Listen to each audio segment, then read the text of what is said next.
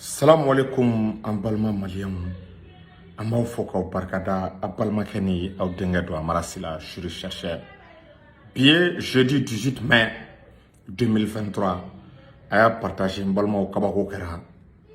Union européenne saraso o bɛ k'u ka minɛn cɛ ka bɔ Mali kɔnɔ an bɛna an da don a la révélation baden bɛ o tɛmɛlen kɔ Abdoulaye Diop balimaw a ye kabako siri Faransi la ani MINUSMA la rapport ko in na BBC k'an bɛna an da don fana la révélation baden de bɛ tuguni mura ko in kan a ye vidéo partagé k'an ka Serifukɛ fo Cheikh Cherif Tiami Aidara kabako fura tigi ala ye Serifukɛ sɔn kabako fura la fura minnu n'a ka ɲi bana baden ma tension diabète furudimi yɛrɛndimi kɔdimi Serifukɛ ka numéro ye 75 64 10 10 75 64 10 10 ko kango man tɛ nɔrɔ dɔnkili la gansan Tiami ka kuma n'i y'a mɛn tuma bɛɛ a bɛ an nɛn kan an ye tiɲɛ de y'a la o tɛmɛlen kɔ k'an ka kutubu n'an ka waliw fo Sɛku Lasana Kanɛ belebele a bɛ se ko a tɛ taa a tɛ mɔgɔ ci a mago tɛ sa ko n'a ɲagamina Mali ko la mɔgɔw bɛ ɲɔgɔn sɛgɛrɛ mɔgɔw bɛ wuli ka fara ɲɔgɔn kan ka taa Sɛku sɛgɛrɛ Sɛku ye i t'a damɛ diinɛ ko mankan ni foyi la an bɛ dugawu de kɛ Ala ka kutubu ɲɔgɔn kɔrɔ ka Sarafa fo n'o ye Buye Aidara ka Cheikh Sala fo Kani Jalo ale de fa ye Segu Dawuda Kani Jalo fo yan fo Tubakura dɔnni kuma man ca Morikɛ tɛ yen sɛmɛnɛ kɛ Mali la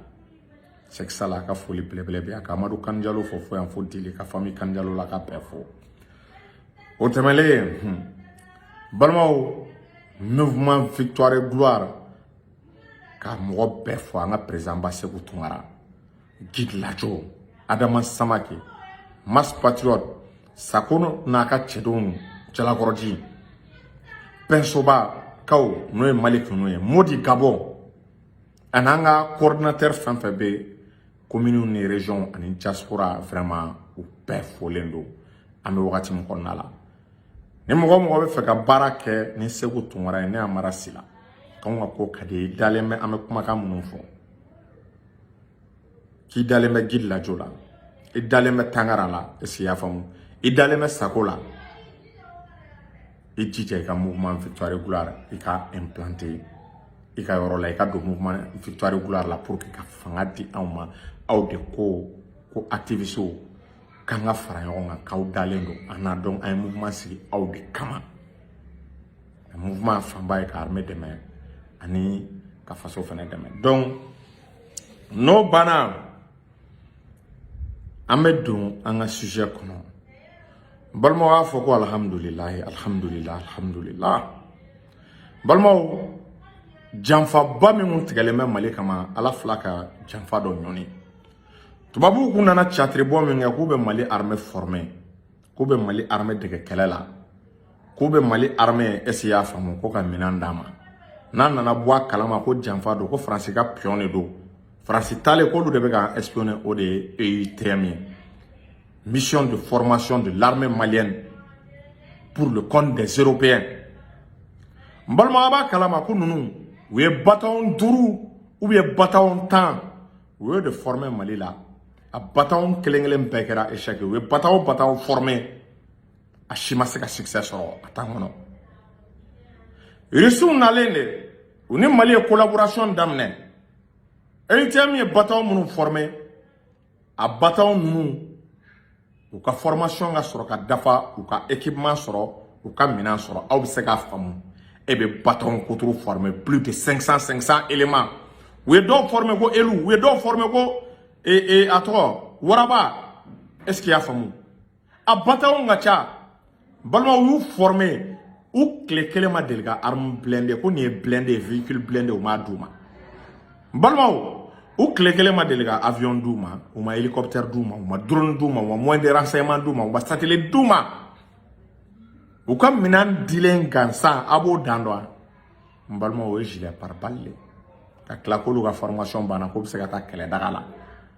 n balimaw ni ye miiri an ka cɛ caman sara nin bataillon ninnu kɔrɔ ni ye miiri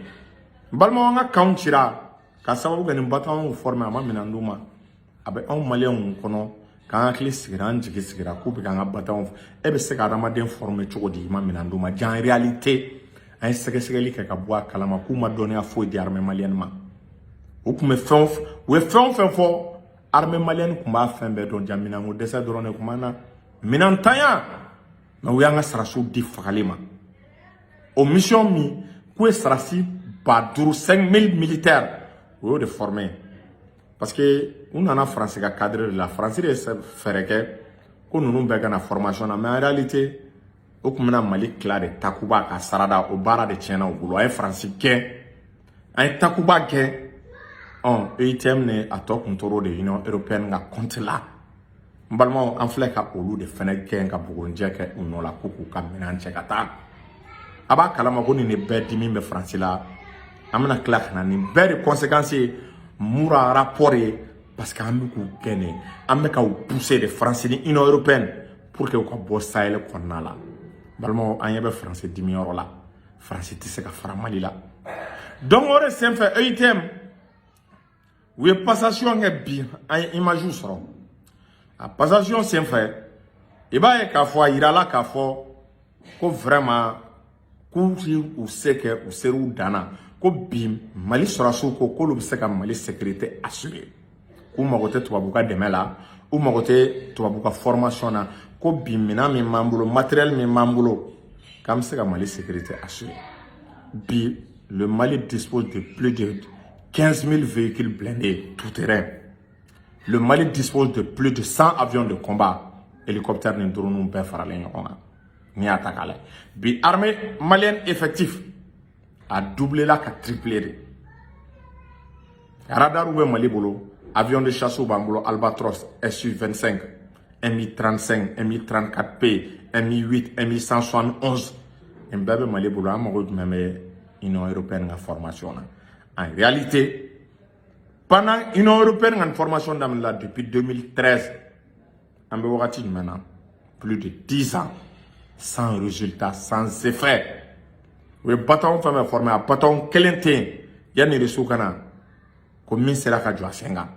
resu nale resu mako wara ko resu mu yera bla ku be en formé o resu e menane de am en flega kala gani o menane donc armadi ni bi ga souveraineté soro ni be ki yera ma horoy it se ka accepter ko to ho kana ki formé ama fa ngo bravo à l'état du Mali ko bakera victoire et gloire fama un de fois on sebaya de banga armée boulot la mouvement si on a armée ay phase damado abora phase damado de là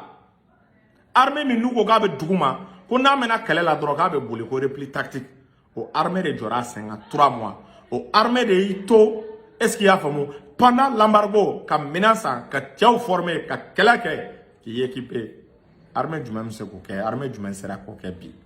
au armée de succès sera terrorisme car elle est des symboles du succès dans le terrorisme frafina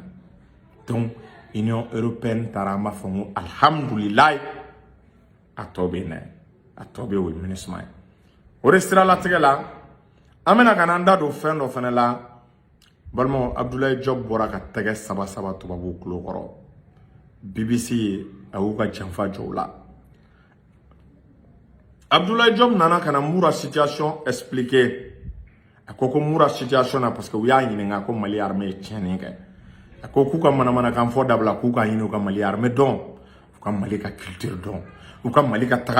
tabiya don ou ka do nga chew bima on black la on be kele do kabri la wali amona kele de la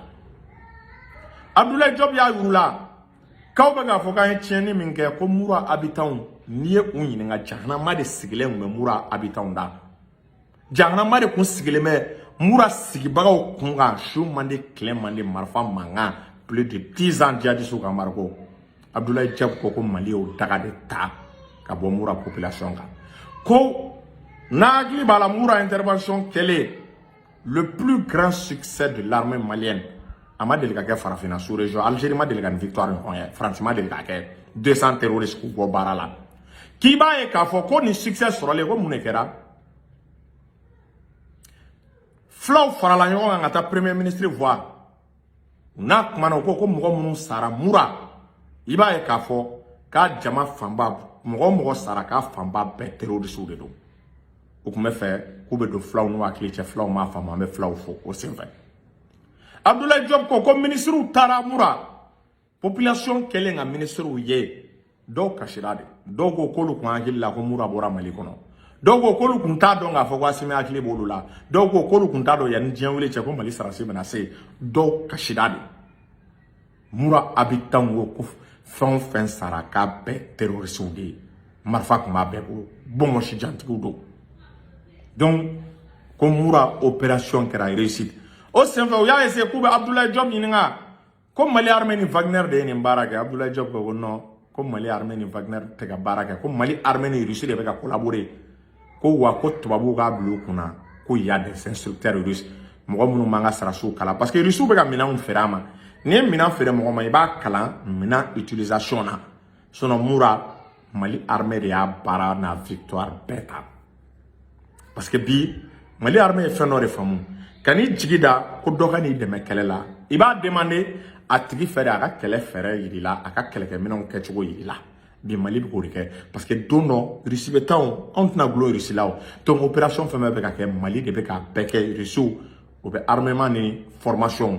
fitinin dɔw b'olu de yira an na parce que armement bɔra olu de fɛ yen Abdoulaye Diop ye o kɛ ka u jaabi Abdoulaye Diop ko k'ale bɛ k'a ye ko dɔw de bɛ fɛ ka nin situation kɛ jamana dɔw k'u bɛ Mali janfa ka taa Mali tɔgɔ cɛ nka intervention militaire kɛ Mali kama ko a tɛ kɛ k'u ka b'u kunna Mura situation ye a tɛna kɛ jagokun ye a tɛna kɛ dɔ ka jamana tɔnɔmadali ye a tɛna kɛ sababu ye est-ce que i y'a faamu partenaire dɔw n'olu gɛnna k'u bɛn'u dimi bɔ Mali la Abdoulaye Diop ye kabako kuma dɔ fɔ ko Mura situation in de kama dɛ fagali min kɛra Mura k'an bɔra a kalama Mura de senfɛ ko ja France bɛ terroriste fili sufɛ ka na France bɛ terroriste bila para la ka jigin ko terroriste bɛ ka commando para formation de kɛ il y a des terroristes parachutistes maintenant yɔrɔ commando parachutistes bɛ u bɛ armée ka bolo kan mais terroristes bɛɛ kɛra parachutistes de France de b'u former a b'u larguer France b'u former a b'u larguer maintenant révélation dɔ k'aw ye journal dɔ bɛ yan a journal tɔgɔ ko le Fanal a ɲininka le Fanal kalan ni journal in a tɔgɔ ko le Fanal hebdomadaire de don a directeur de publication ye Youssouf Koulibaly le Fanal a ɲini a ka kalan ye révélation dɔ kɛ est-ce qu'il y'a faamu a révélation kɔnɔna la i b'a ye k'a fɔ a ye kabako kuma de fɔ est-ce que vous voyez ko France ka terroriste formelen cɛ 43 u ye terroriste minnu dege avion k'i to avion kɔnɔ k'i fili ka jigin k'u dege marifa ci la k'u dege est-ce qu'il y'a faamu commando para formation force spéciale formation ko Mali ye France ka 43 terroristes o de fagara Mura ko bɛɛ tɛ se k'a fɔ gundo b'a kɔnɔ a ye journal ɲini a ka kalan le Fanal in de kɔnɔna la tuguni i b'a ye k'a fɔ a ma da o ma dɛ u y'a yira k'a fɔ ko France ka force spéciale su dɔw yera France ka force spéciale de su dɔw balima yɔrɔ o kuma ma deli ka fɔ dɛ a ye taa le journal Fanal a y'a ɲini a ka kalan est-ce qu'il y'a faamu France ye terroriste minnu former a b'a dɔn ko nin prévu ninnu de bɛ Mali bolo o de la Mali bɛ k'a fɔ ko sigi ka kɛ Mura situation na France tɛ ka sɔn le Fanal bɔra n'a ye 43 terroristes formés par la France a kɛra Sahel kɔnɔna la a kɛra dugu dɔ la Mali voisin dugu dɔ la o tɛmɛlen France ka force spéciale u su yera Mura jaja ni ne France dimi ko ye parce que Mura situation na mankan de wulila France a bɛ ka ye olu ka armée mɔgɔw bɛ ka sa mais u sacogo tɛ ka dɔn a tɛ ka fɔ k'u sara kɛlɛ la parce que n'i sara nin na u tɛ se k'a fɔ k'e sara sur le théâtre des opérations famille dɔw ka sarasiw bɛ ka tunu France u tɛ ka tunu cogo dɔn et u b'u k'u bɛɛ bila terrorisme na n'u nana armée malienne b'u bɔrɔntɔ dɔw tɛ k'u denw ye bi France armée kɔnɔna la a ye taa le journal le Fanal a y'a kalan an balimakɛ n'o ye Youssouf Koulibaly est-ce qu'il y'a faamu a kumana Youssouf yɛrɛ photo filɛ nin bɛɛ k'a ɲini ka journal le Fanal kalan a b'a journal le Fanal a b'a a révélation ye salamu aleykum